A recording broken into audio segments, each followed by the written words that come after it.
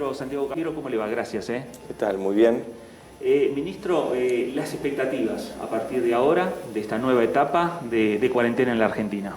Bueno, esta nueva etapa va del 18 de julio, es decir, el día de hoy, hasta el 2 de agosto, domingo 2 de agosto.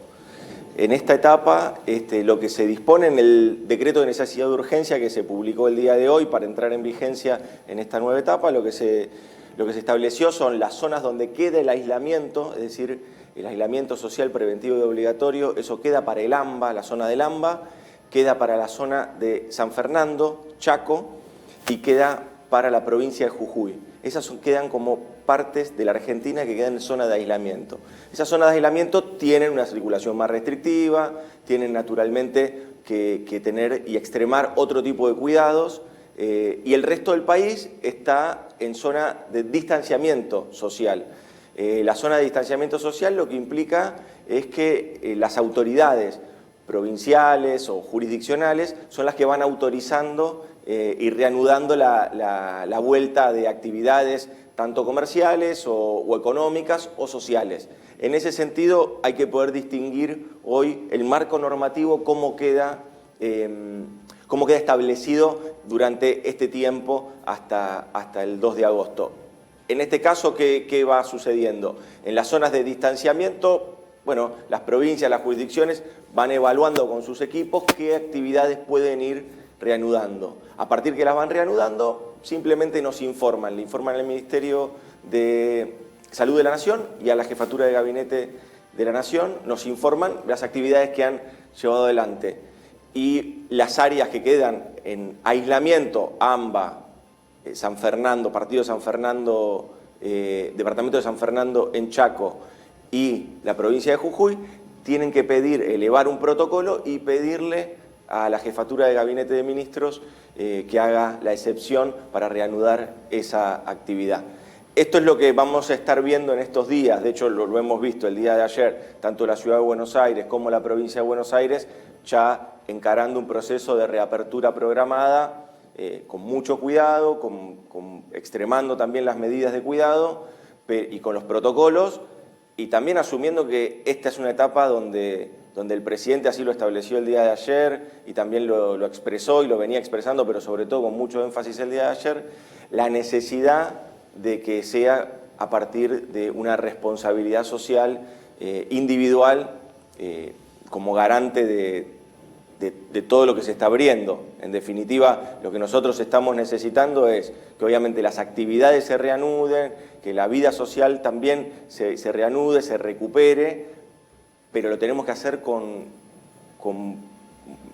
paulatinamente, lo tenemos que hacer con cuidado, lo tenemos que hacer cuidándonos a nosotros, cuidando a terceros, y ese es el llamado que se hace el día de ayer. Claro, principalmente porque la cuarentena, como tiene aperturas, también puede tener retrocesos. Sí, claro. Nosotros siempre, hay que tener presente esto, nosotros siempre tenemos arriba de la mesa los análisis que estamos haciendo. Los análisis son, por un lado, la velocidad de contagio, por otro lado, la velocidad de propagación del virus, son diferentes estadísticas. Por otro lado, lo que tenemos es la tasa de ocupación de unidades de terapia intensiva, la tasa de ocupación de internación general, los insumos médicos. Es decir, tenemos una gran cantidad de información. Un vector de contagio que es importante que siga también y que va a continuar restrictivo o donde solo se puede utilizar para las actividades esenciales, que es el transporte público. Ese es un vector de contagio que lo que vimos alrededor del mundo es un vector de contagio muy, muy peligroso. Y en ese sentido, también esa es otra de las evaluaciones que hacemos, a ver cuántas transacciones de tarjeta SUBE se hacen, por ejemplo, en la zona del AMBA. Entonces ahí nosotros podemos ir viendo cuántos pasajeros están subiendo al transporte público. Eso, la verdad, por una gran responsabilidad y por los controles también, responsabilidad social, pero también por los controles, eso viene bajo y eso debe continuar así de bajo. Ese es un vector de contagio muy, muy riesgoso. Con toda esa información, nosotros vamos evaluando cada reapertura que se va haciendo, cómo impacta en esas variables que te acabo de comentar. ¿Cómo impacta? Entonces, si alguna de las variables empiezan a prender las luces de alarma, bueno, naturalmente que ahí nosotros vamos a tener que continuar con esta política que hemos encarado, que es fundamentalmente la de cuidar la vida, esta ética del cuidado que va a hacer que nosotros tengamos que volver para atrás si es necesario. Claro. Ministro, algunos dicen que a partir de la pandemia hay costumbres que llegaron para quedarse a partir de estos meses. La imagen que se vio en la Quinta de Olivos del presidente, acompañado por el jefe de gobierno de la Ciudad de Buenos Aires, por el gobernador de Jujuy, con la gobernadora de Río Negro, son signos políticos diferentes al oficialismo. ¿Llegó para quedarse también? Hoy la sociedad le demanda a la política, a la dirigencia política, cualquiera sea su pertenencia ideológica, su color partidario, le demanda responsabilidad, le demanda certezas. ¿Y qué certeza daríamos nosotros o qué responsabilidad tendríamos nosotros si no tendríamos la capacidad de dialogar, de coordinar políticas? Sería muy angustiante. Lejos de aliviar la política, la angustia que están teniendo las familias, la profundizaríamos. Entonces nosotros tenemos que hacer y seguir haciendo hincapié. El presidente fue claro. Él va a seguir dialogando, él necesita seguir dialogando, necesitamos seguir coordinando las políticas. El gobernador de la provincia de Buenos Aires fue claro. Durante 15 días se llenaron los diarios de noticias de que la Ciudad de Buenos Aires quería ir para un lado y el gobernador de la provincia de Buenos Aires quería ir para otro. Ayer el gobernador hizo una explicación concreta de cómo se está viendo y cómo se está trabajando cooperativamente entre la Ciudad de Buenos Aires y la provincia de Buenos Aires. En ese caso me parece que la dirigencia política se pone a la altura de las circunstancias, independientemente de los colores partidarios, que seguramente después eso sea, es otra etapa, cuando nosotros debamos discutir procesos políticos o procesos electorales, bueno, seguramente estemos todos con posiciones distintas, pero en este caso, en la lucha contra la pandemia, que la dirigencia política pueda coordinar acciones es fundamental. Ahora, ministro, sí hay que de repente han sucedido algunas reuniones, algunos dichos respecto a situaciones que se han planteado puertas hacia adentro del Frente de Todos. Que algunas cosas tienen que ver con la pandemia, que algunas cosas tienen que ver con otros temas, como es el caso de otras políticas, pero ustedes ven que hay una observación muy fina respecto a lo que hace el presidente Alberto Fernández desde el Frente de Todos, puertas hacia adentro del Frente de Todos. Nosotros somos un frente político diverso, el presidente lo planteó desde siempre. Las posibilidades de que nosotros hayamos triunfado en las elecciones del año pasado tienen que ver porque supimos administrar esas diversidades, no porque las ocultamos.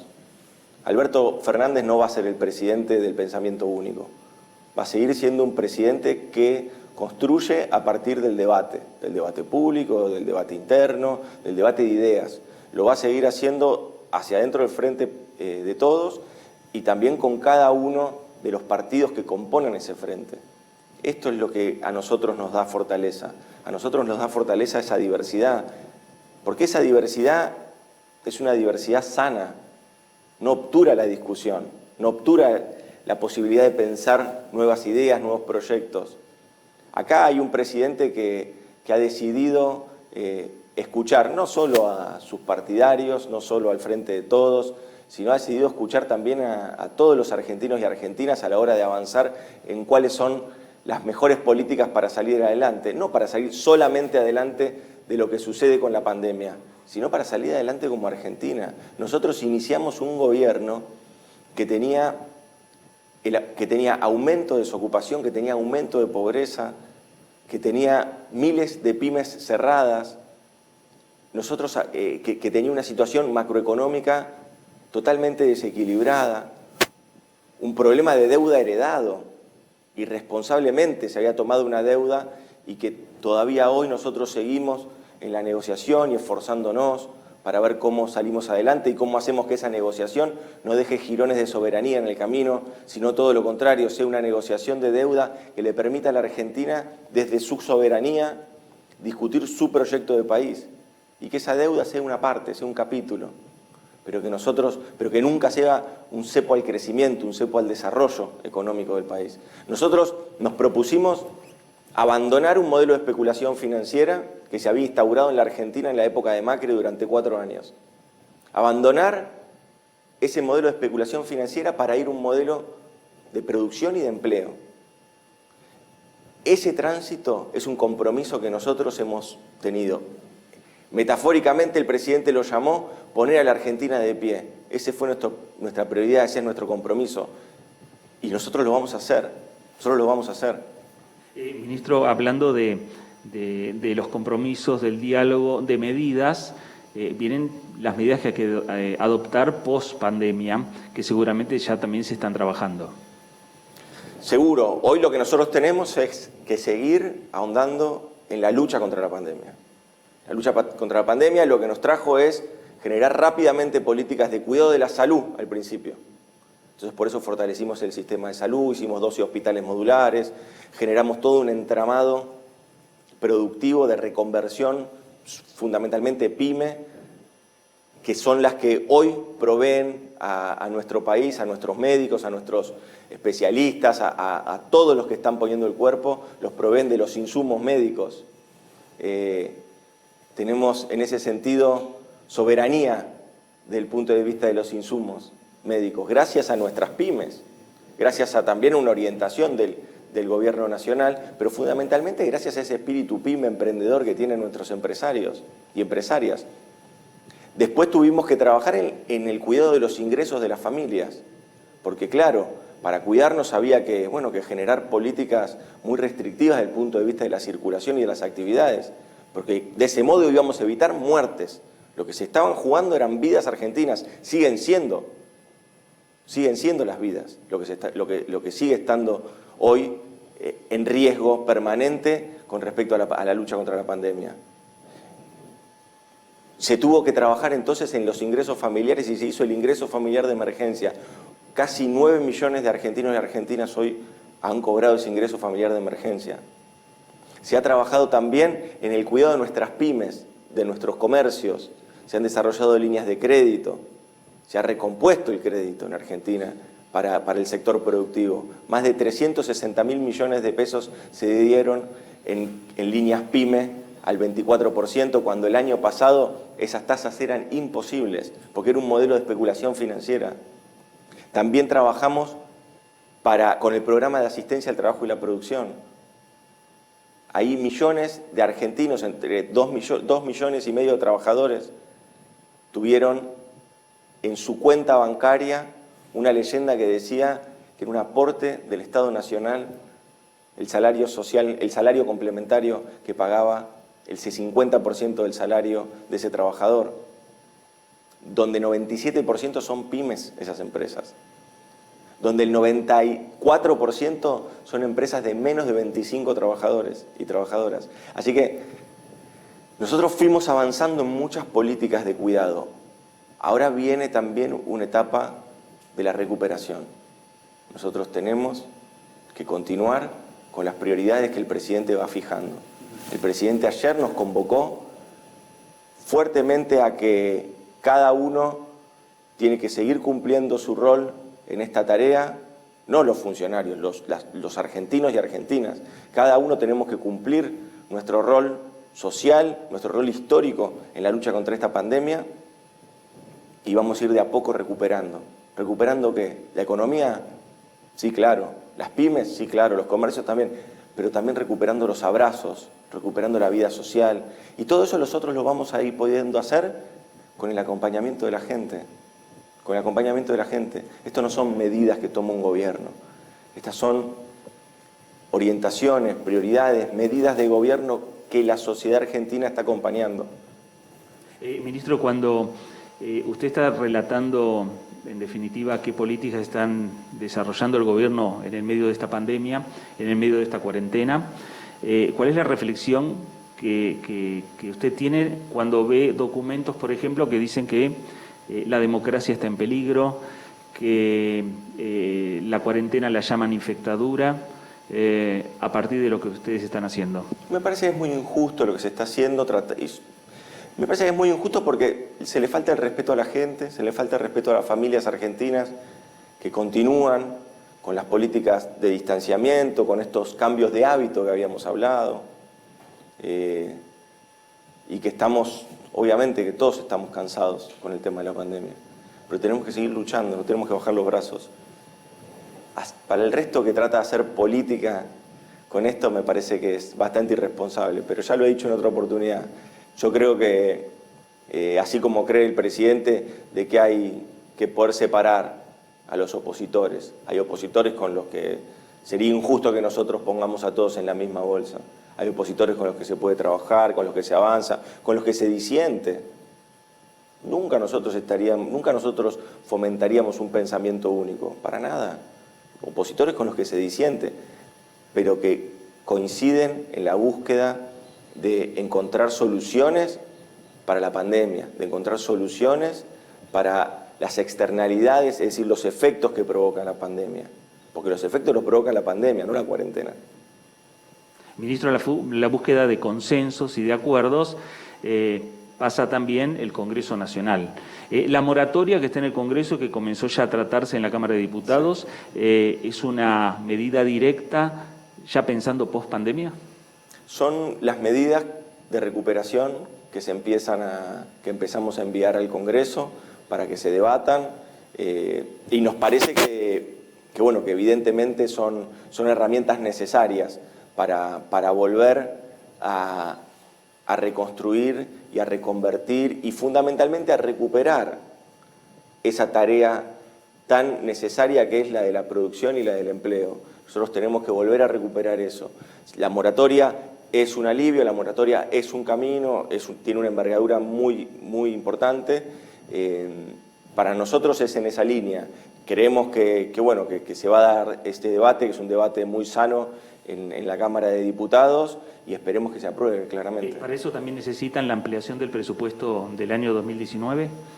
Sí, nosotros vamos a estar enviándolo esta semana de ahora, digamos, ¿no? Claro. Esta semana vamos a estar enviando la ampliación de la prórroga de presupuesto. Recordemos que nosotros no tenemos presupuesto 2020. El presupuesto 2020 es un presupuesto prorrogado del 2019. ¿Por qué? Porque cuando nosotros llegamos, el presupuesto que se había armado era un presupuesto que ya tenía todas las metas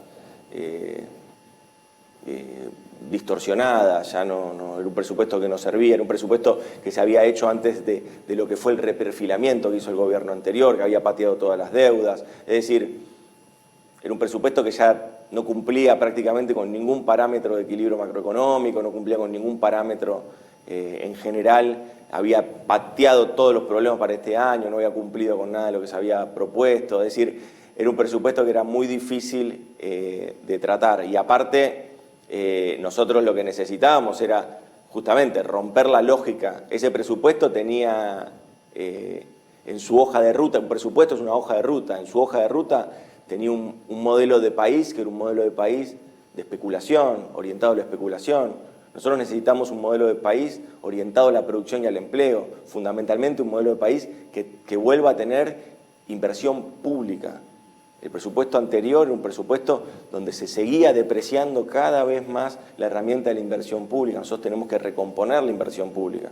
¿Y eso se va a recomponer con el presupuesto 2021? Digo, ¿se va a conformar también trabajando en conjunto con los gobernadores, con intendentes?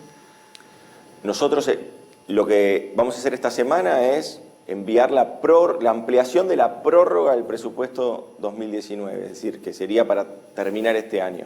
En esa prórroga hay muchas políticas que son estas que detallamos.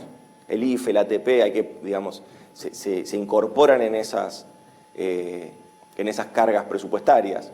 En ese sentido, este todavía sigue siendo un presupuesto que le tocó trabajar fuertemente con la lucha contra la pandemia. Obviamente que la cuestión más de perspectiva o de prospectiva va a estar en el presupuesto 2021, que ese se va a elevar al Congreso en septiembre, perdón. ¿Y para eso hay que esperar primero también una resolución sobre el tema de la deuda? Nosotros tenemos expectativa, porque Argentina nunca se fue de ninguna mesa de negociación. Nosotros tenemos expectativa porque siempre propusimos nuestra vocación de resolver el tema. Ahora lo vamos a resolver defendiendo los intereses de los argentinos y argentinas. Confirmamos una fecha, 30 de julio, ¿va a ir al Congreso Nacional, va a ir a la Cámara de Diputados? 30 de julio tengo que presentar el informe, el informe de gestión que manda la Constitución. El artículo 101 de la Constitución Nacional dice que el jefe de gabinete tiene que presentar un informe de gestión de la marcha de gobierno, así que con todo gusto voy a estar yendo el 30 de julio. Ya tiene para contestar 1.600 preguntas. Sí, ya les estamos contestando. Eso es un trabajo en equipo que no le corresponde solamente a la jefatura de gabinete, porque ahí hay muchas preguntas que son de otros ministerios o de otras áreas. Entonces ahí lo que se hace es una gran vinculación, una gran coordinación, es una tarea donde se involucran muchos trabajadores y trabajadoras del Estado, que a veces, tantas veces los han estigmatizado. La verdad que nosotros hemos encontrado una capacidad, la capacidad humana, la capacidad técnica de muchos trabajadores y trabajadoras del Estado, de muchos años, con mucha experiencia y muy valioso. Ministro, para ir finalizando, se cumple el aniversario del atentado a la AMIA y le quiero pedir una reflexión, por favor. Como siempre planteamos nosotros, esta es una deuda, como lo plantea el presidente, una deuda con la democracia, una deuda no solo con la comunidad, sino con los argentinos y argentinas en su conjunto. Y solamente eso, volver a pedir y reclamar verdad y justicia. Ministro Cafiero, ahí está la cámara de la televisión pública. Estamos llegando a toda la República Argentina. Le pedimos un mensaje final en este momento difícil de nuestro país y en esta nueva etapa que se está iniciando. Háblele a los argentinos, por favor. Bueno, el coronavirus va a pasar. Va a pasar, esta pandemia va a pasar en el mundo, nadie sabe cuándo, pero va a pasar. Y va a pasar en la Argentina también. Y nosotros tenemos que conservar nuestra esperanza. La Argentina es un pueblo maravilloso. Durante años lo único que se nos hizo es ver las veces que nos habíamos caído. Todo lo que nos habíamos tropezado en este camino, los 70 años, ¿se acuerdan cuando hablaban de los 70 años, de tantos años para atrás? Bueno, ahora otros que admiran otros países. Yo no admiro otros países, yo admiro el mío. A mí me gusta Argentina, me gusta su pueblo, me gusta su gente. Yo creo que en vez de contar las veces que nos hemos caído, nosotros tenemos que empezar a contar las veces que nos hemos levantado. Y de esta nos vamos a levantar de vuelta. Ministro Cafiero, gracias. Gracias a vos.